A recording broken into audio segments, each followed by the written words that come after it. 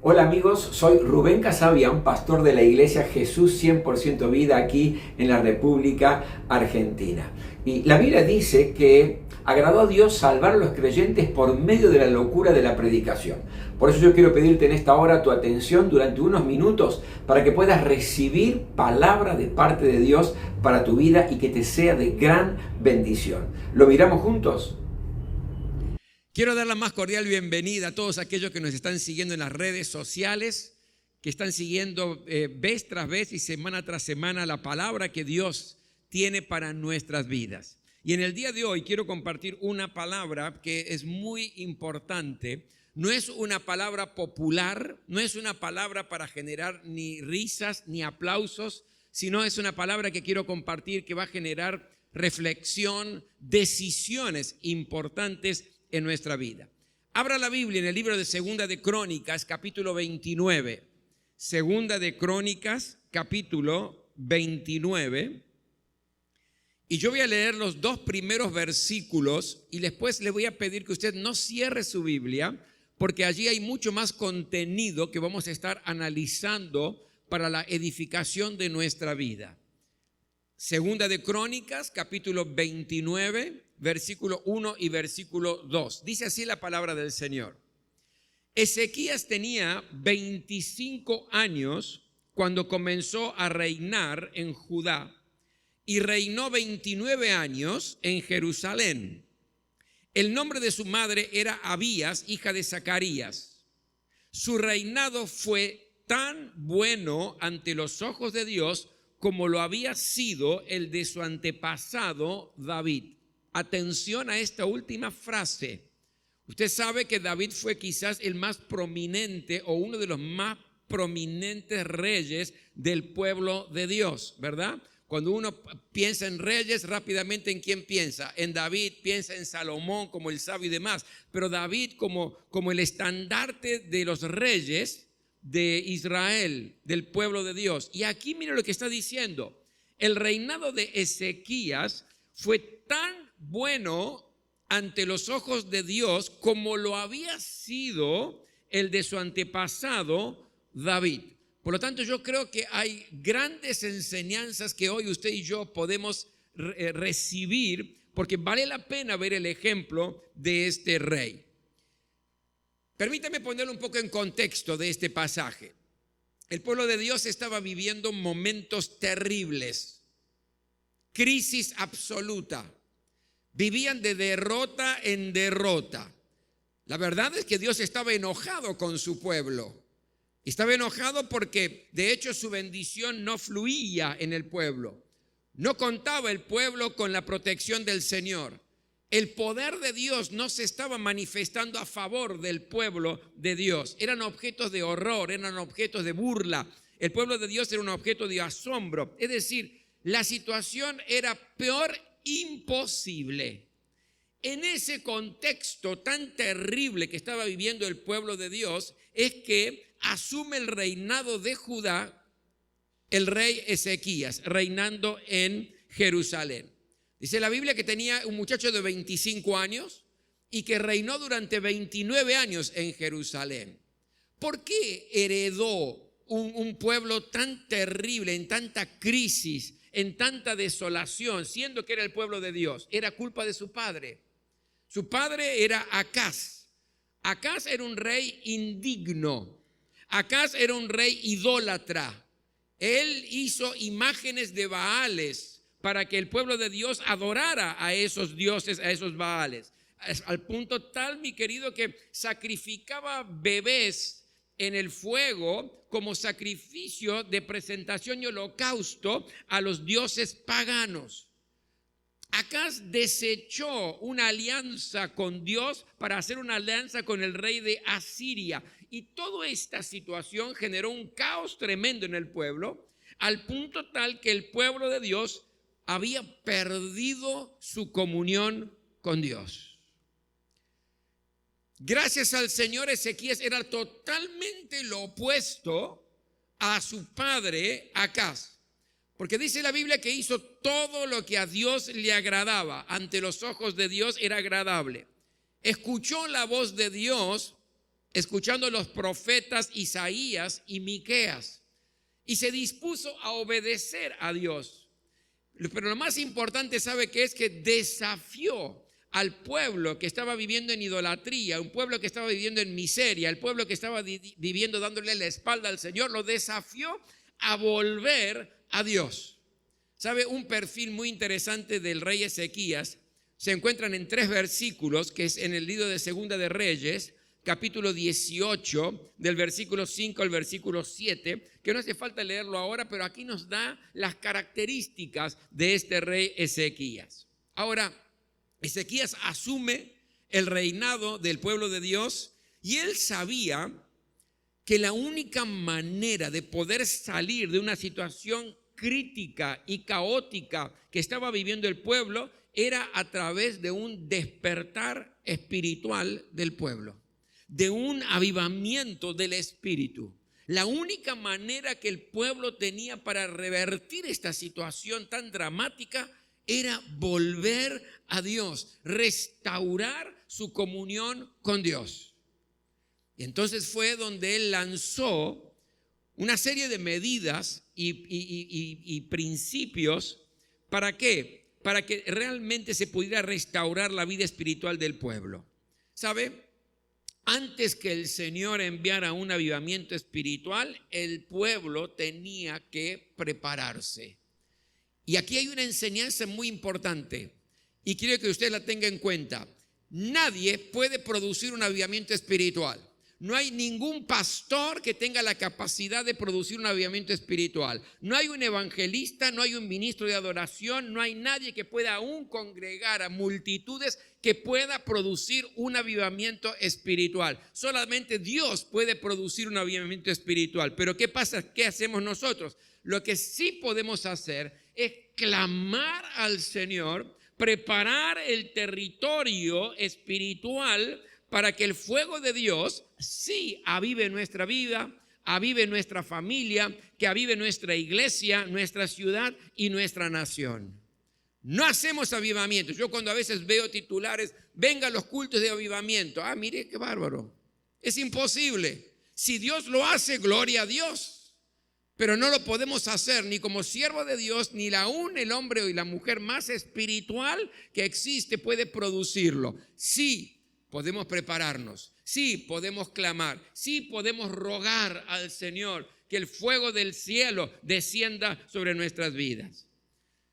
¿Sabe? La palabra que tengo hoy es para todos aquellos que quieren restaurar su comunión con Dios.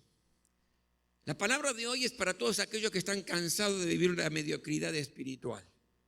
La palabra que quiero compartir hoy es para aquellos que desean vivir una vida, que no desean de vivir una vida cristiana superficial, que no valga la pena. La palabra de hoy es para aquellos que quieren disfrutar la plenitud del poder de Dios en sus vidas, la plenitud de lo que es vivir una vida plena en el Señor. La pregunta es, ¿y cómo podemos restaurar nuestra comunión con Dios?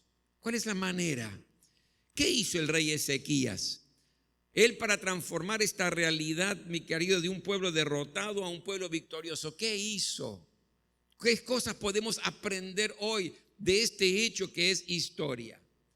Había 5 cosas que debían hacer, que eran fundamentales, si querían realmente como pueblo restaurar su comunión con Dios. Y se las voy a nombrar y vamos a ver el respaldo de la palabra de Dios y bíblico con respecto a esto. En primer lugar, si alguien quiere reconocer, si alguien quiere restaurar su relación con Dios, primero debe reconocer que había pecado, que habían perdido, la pasión por estar en la presencia de Dios.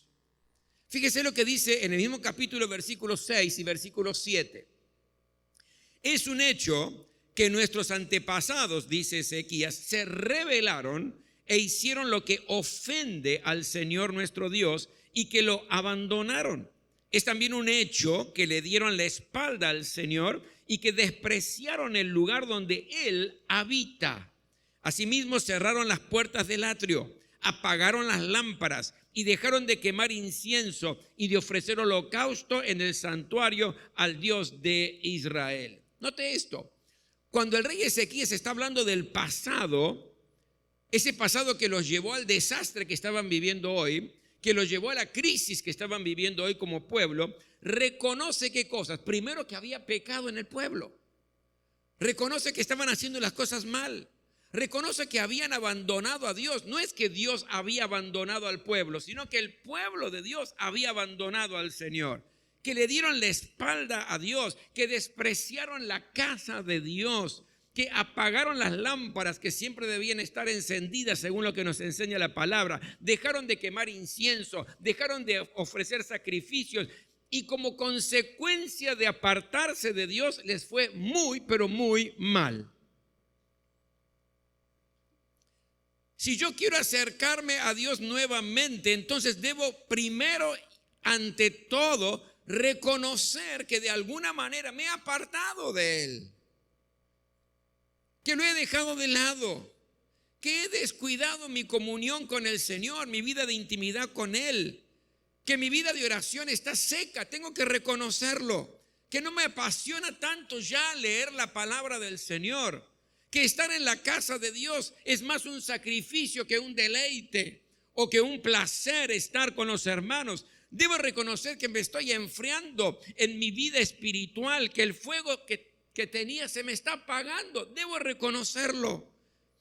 Que no estoy recibiendo, no estoy atendiendo, es decir, no estoy entendiendo el amor, sintiendo el amor, el poder, la presencia de Dios sobre mi vida. Tengo que reconocer, porque si yo no reconozco dónde estoy, no puedo avanzar. Si no reconozco dónde estoy, no puedo crecer, no puedo cambiar. Por lo tanto, lo primero que hace el pueblo, inducido por el rey Ezequías, hay que reconocer que estamos mal. Hay que reconocer que no estamos teniendo la buena comunión con Dios como Dios lo merece. Por lo tanto, quiero restaurar mi comunión con Dios. Primero hay que reconocer que he perdido la pasión por su presencia. Y esto no es algo sentimental.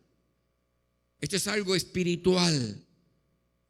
En segundo lugar, si yo quiero reconstruir y restaurar mi comunión con Dios, debo darle prioridad en buscar la presencia de Dios. Mira lo que dice el versículo 3.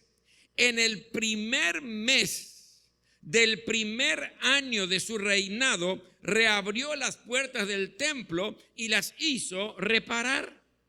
Lo primero que hizo el rey Ezequías, apenas asumió el reinado, fue llevar al pueblo a buscar a Dios.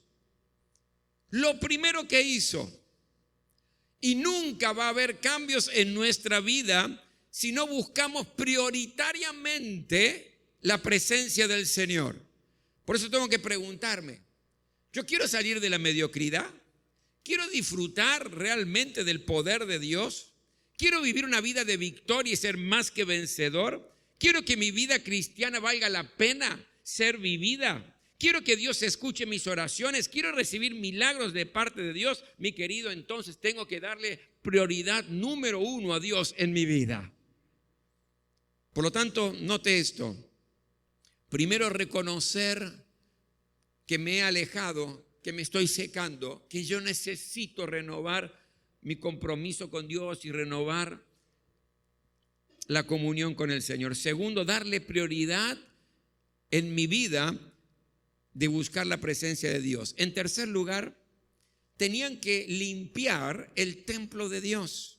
Fíjese versículo 5 y el versículo 6 dice: consagren también el templo del Señor, Dios de sus antepasados, y saquen las cosas profanas que hay en el santuario. Es un hecho que nuestros antepasados se rebelaron e hicieron lo que ofende al Señor nuestro Dios y que lo abandonaron. Es también un hecho que le dieron la espalda al Señor y que despreciaron el lugar donde Él habita. ¿Sabe? El rey Ezequías sabía que tenía una nación bendecida si esa nación lograba restaurar su fe y su comunión con Dios. Y nosotros también necesitamos limpiar el templo, no este templo físico. Nosotros somos el templo del Espíritu Santo de Dios. Amén. Y el templo del Espíritu Santo de Dios, que es usted, que soy yo, que tengo a Cristo en mi corazón, tiene que ser limpiado. Tenemos que volver a abrirnos a las cosas de Dios, como las puertas tuvieron que ser abiertas en el templo. Abrir nuestra mente, abrir nuestro corazón nuevamente. ¿Sabe? Tantas cosas están asfixiando, están ahogando la semilla del evangelio, que vivir la vida cristiana no es prioridad número uno muchas veces. Estamos tan preocupados por tantas cosas que en realidad no estamos abiertos a las cosas que Dios quiere hacer. Tenemos que aprender, así como había que sacar y limpiar de toda cosa profana, limpiarnos de todo lo que nos mancha, de todo lo que mancha el templo del Espíritu Santo, de todas aquellas cosas que nos ensucian o que nos degradan como hijos de Dios, que usted sabe cuáles son. Yo sé cuáles son para mí, usted sabe cuáles son para usted. ¿Qué cosas tengo que confesarle al Señor? ¿Qué cosas tengo que limpiar en mi vida que me están dañando? Tenemos que aprender a destruir los altares. Así como el pueblo tuvo que destruir y Ezequías tuvo que destruir los altares de los Baales, tenemos que destruir los altares a los cuales estamos adorando. ¿Qué altares, pastor? Por ejemplo, el dinero o el materialismo o el yo, es decir, es ese egoísmo. Todo lo que pasa a ser prioridad en mi vida es lo que estoy adorando en primer lugar. Si hay algo que está antes de Dios, si algo está ocupando mi mente, mi corazón, mi tiempo, es porque eso está siendo mi Dios. Y tengo que en realidad destruir los altares que no me permiten que Dios sea lo más importante. Tenemos que volver a encender la lámpara que se había apagado. En el templo tenían que volver a encenderlo. Y sabe, este es un símbolo que nunca debe faltar, el aceite del Espíritu Santo en nuestra vida para mantenernos encendidos para Dios. Es el Espíritu Santo el que se renueva en nuestra vida. Es el Espíritu Santo, mi querido, el que hace que el fuego de Dios permanezca en nuestro interior. Tenemos que restaurar nuestro altar, nuestro tiempo de oración, nuestro tiempo de lectura de la palabra, el hecho de congregarnos. Había que limpiar el templo de Dios, y el templo de Dios, el templo del Espíritu Santo, es usted y soy yo.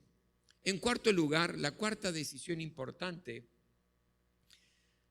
tenían que decidir vivir en santidad. Fíjese versículos 4 y 5.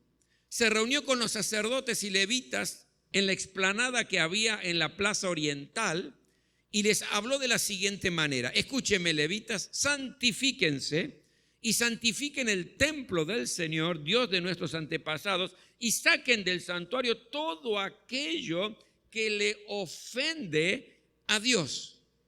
Ahora, note esto, no era suficiente orar, no era suficiente buscar la presencia de Dios, había que tomar una decisión. Había que ponerse manos a la obra. ¿Quiero o no quiero obedecer a Dios? Tengo que decidirlo. ¿Quiero eliminar de mi vida todo aquello que ofende a Dios o no quiero eliminar lo que ofende a Dios? Porque ellos tenían que quitar todo lo que a Dios no le agradaba. Ellos tenían que quitar todo lo que a Dios le ofendía. Tenía que ser quitado del templo. ¿Y yo quiero hacerlo o no? ¿Y con qué cosas ofendemos a Dios, pastor? Bueno, ofendemos a Dios muchas veces con nuestros ojos, cuando miramos lo que no debemos mirar. Ofendemos a Dios con nuestras reacciones, cuando nuestras reacciones lastiman a los que nos rodean. Ofendemos a Dios muchas veces con nuestras palabras que hieren en lugar de bendecir. Ofendemos a Dios con nuestras acciones, con nuestras decisiones que no le agradan al Señor. Tengo que tomar una decisión. ¿Quiero o no quiero? Deseo de todo corazón de eliminar todo lo que ofende a Dios, porque Dios en realidad nos desafía a vivir una vida de santidad, una santidad práctica, un corazón santo que es transparente, que es sincero, sin rencores, sin odios. Nos desafía a tener labios santos que no injurian, que no critican, que no calumnian, que no mienten, que no lastiman, que no hieren, sino que bendicen, que edifican. Pies santos que toman decisiones en el andar de esta vida que no van en contra de la voluntad de Dios. Una conducta santa prácticamente, es decir, actos y actitudes que reflejen el carácter de Cristo. Ezequías le dice, tenemos que tomar la decisión de vivir en santidad si queremos restaurar nuestra comunión con Dios. Me encanta porque Josué, antes de conquistar toda la bendición que Dios tenía para ellos, para el pueblo, le dice al pueblo, santifíquense porque el Señor hará maravillas entre ustedes. Había que estar preparado. Y por último, la quinta cosa que tenía que hacer el pueblo era renovar el pacto con Dios. Fíjese versículo 10. Yo me propongo ahora hacer un pacto con el Señor, Dios de Israel, para que retire de nosotros su ardiente ira. Fue un pacto de obediencia, fue un pacto de consagración con Dios. Señor, quiero renovar mi pacto contigo. Ese pacto que no cumplí, ese pacto que deterioré, ese pacto del cual te fallé, lo quiero renovar hoy. Quiero renovar mi pacto, Señor, contigo. Y saben, allí el pueblo comenzó a adorar, se postraron en la presencia de Dios, dieron ofrendas sacrificiales, cantaron y llegó un tremendo avivamiento espiritual que transformó la vida de cada persona, la familia, que transformó la nación entera. Dios solamente podía hacerlo, pero tenía que estar el pueblo preparado para recibir lo que Dios tenía para sus vidas. 5 cosas tan importantes, pero tan importantes. Primero, reconocer que yo he perdido esa pasión por estar en la presencia de Dios. De una o de otra manera me he ido secando. Darle prioridad a buscar esa presencia del Señor en mi vida, como lo más importante, como lo primero, lo primordial. Limpiar todo lo que es el templo del Espíritu Santo, quitar todo lo que yo sé que no le agrada a Dios, que le ofende al Señor, prácticas, palabras, actitudes, acciones. Decidir vivir en santidad. Señor, yo de ahora en más quiero vivir una vida que no te ofenda, que te agrade, y cambiar todo lo que debo cambiar. Y presentarse delante de Dios diciéndole, Señor, renuevo mi pacto, mi compromiso contigo. Entonces, el despertar espiritual llegó, el avivamiento llegó. Y empezaron los grandes cambios y las grandes transformaciones. Pero déjeme terminar con esto, que es un versículo que me impacta, que es el último versículo, versículo 36. Dice, y se alegró Ezequías con todo el pueblo de que Dios hubiese preparado el pueblo, y escuche ahora, porque la cosa fue hecha rápidamente. Déjeme leerlo de nuevo. Y se alegró Ezequías con el pueblo de que Dios hubiese preparado el pueblo, porque la cosa fue hecha rápidamente. No es más adelante. No es lo voy a pensar a ver si quiero o no quiero restaurar mi comunión con Dios. No es cuando logre arreglar otras áreas de mi vida que están allí. Yo no me puedo dedicar en esta hora a reconstruir mi comunión con Dios, pero lo voy a hacer, pastor, más adelante. Téngame un poquito de paciencia. Yo, toda la que usted quiera. No es cuando lo sienta a ver si realmente, no es cuando me dé cuenta si me falta o no me falta tener comunión con Dios. No es cuando me caiga la ficha porque me parece que estoy bastante bien. Yo leo, oro, sirvo al Señor. Voy andando, no soy perfecto, claro, obviamente, pero bueno, por ahora no. No es eso, dice, fue hecho que rápidamente. Si tenemos que limpiar el templo del Espíritu que somos nosotros, hay que hacerlo ¿cómo? Rápidamente. Si tenés que pedir perdón, entonces hacelo ¿qué? Rápidamente. Si tenés que restaurar tu altar y tu tiempo de oración, hacelo ¿cómo? Rápidamente. No esperes más tiempo. Si tenés que renovar tu pacto con Dios, hacelo ¿cuándo? Rápidamente. Porque mi querido, ¿para qué extender la agonía del peso de la derrota espiritual. ¿Para qué? Dios quiere darnos un despertar espiritual, personal, familiar, como iglesia, como ciudad, como nación. Pero tenemos que preparar el territorio y tenemos que prepararlo rápidamente, rápidamente. Y un pueblo que estaba viviendo en la miseria, que estaba viviendo en crisis, un pueblo que llegó a estar en el fondo del pozo, aún siendo el pueblo de Dios, estando en el pozo, cuando hicieron estas 5 cosas, Dios los levantó, los bendijo, prosperó y fueron un pueblo que marcó la gran diferencia. Mi hermano, mi hermana, no podemos producir ningún avivamiento espiritual, no se haga ilusiones con eso, pero sí podemos clamar y preparar el terreno. Y si le funcionó al pueblo de Dios en los tiempos de sequías, también nos funciona hoy a cada uno de nosotros. Pero tenemos que ser honestos, tenemos que ser sinceros. ¿Necesito o no necesito restaurar mi comunión con Dios? ¿O estoy fenomenal así? Si usted está fenomenal así, este mensaje no es para usted. Pero si vamos reconociendo y diciéndose, es verdad, hay áreas de mi vida que se están secando. Quizá mi vida de oración se está secando. No tengo el deleite de estar en la casa de Dios para adorar junto con los hermanos. No me deleite, voy porque tengo que ir. Y cuando puedo faltar me pego el gran faltazo. Pero no es mi pasión leer la palabra del Señor, servir al Señor. Sé que tengo dones, lo hago, pero bueno, ¿cómo se va pudiendo, no? Cuando yo reconozco mi verdadera situación, entonces sí, puedo decir, Señor, hoy estoy aquí porque quiero renovar mi pacto de compromiso contigo.